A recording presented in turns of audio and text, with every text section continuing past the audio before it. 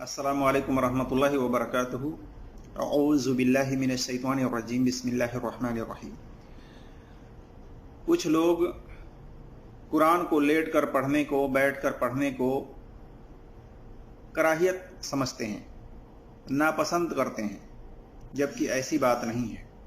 कुरान अल्लाह का जिक्र है, जैसा कि अल्लाह तबारक व तआला ने फरमाया सूरह अल हिज्र के अंदर आयत नंबर 9 में, इन्ना नहनु नज़्ज़लना ज़िक्र व इन्ना लहू लहाफ़िज़ून।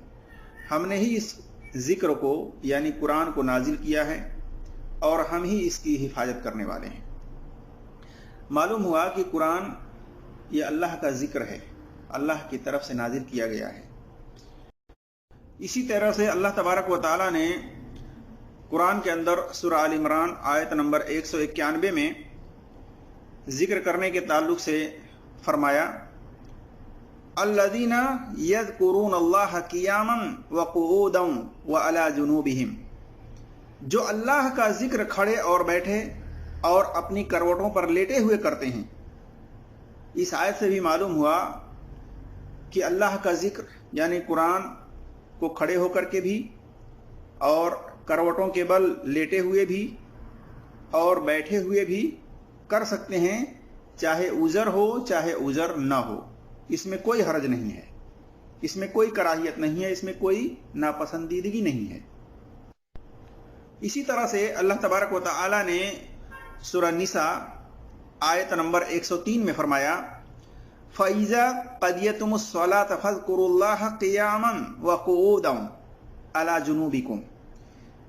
फिर जब तुम नमाज अदा कर चुको तो उठते बैठते लेटे अल्लाह का जिक्र करते रहो, यानी कुरान पढ़ते रहो। जब इत्मीनान पाओ तो नमाज कायम करो।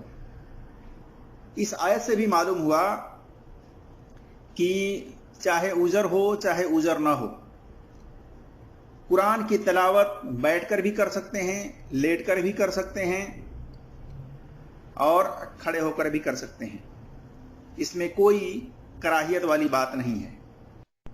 इसी तरह से आयशा रज़ियल्लाहु तआला अन्हा से एक हदीस है, सही बुखारी के अंदर हदीस नंबर 7549 और सही मुस्लिम में हदीस नंबर 301 पर आयशा रज़ियल्लाहु तआला अन्हा बयान करती हैं, कहती हैं कि नबी सल्लल्लाहु अलैहि वसल्लम उस वक्त भी कुरान पढ़ते थे जब आपका सर मुबारक मेरी गोद में होता और मैं हालत हैज में होती थी।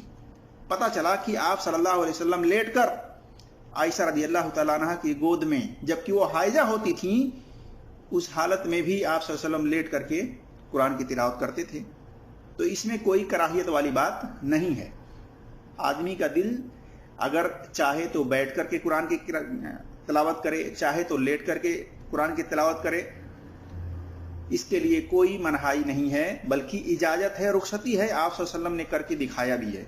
ये अपनी तरफ से कहना कि इसमें कराहियत है, उज़र हो तो करने में कोई हरज नहीं है, उज़र नहीं है तो नहीं करनी चाहिए, ये बिला दलील बातें हैं।